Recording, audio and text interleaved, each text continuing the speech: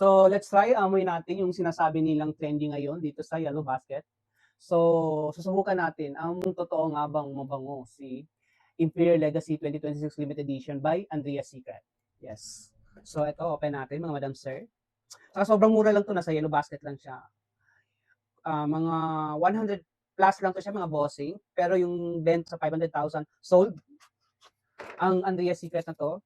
Yes, ayan, i-open natin. Yun. So, sabay-sabay tayong husgaan. Ayan. Ganyan siya. Ganyan natin siya ma-receive. Oh. Excited ako mo yun.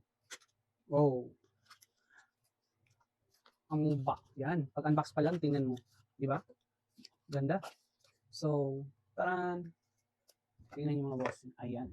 Ito yung Andrea's Secret na Imperial Legacy 2026 Limited Edition. So, let's try kung talagang mabango siya. Ang bango. Pangmayaman. Pwede. Pangmayaman. Pero 100 plus lang nasa Yellow Basket. Bango. Kaya palang daming benta, daming sold sa market. Ang bango pala nitong perfume na to by Andrea's Secret, Imperial Legacy 2026. So, check nyo lang din sa Yellow Basket. Ang daming good review din dito. Ang daming nagsasabi ng bango. So, totoo nga, mabango nga siya. Isa pa nga. Bango. So, nasa Yellow Basket lang yun. Don't forget to claim your voucher para may less discount pa si seller. Andrea's Secret, Imperial Legacy 2026. Limited edition lang to siya mga boss. Baka mabusan kayo. Kaya check out na. Nasa Yellow Basket lang yun siya.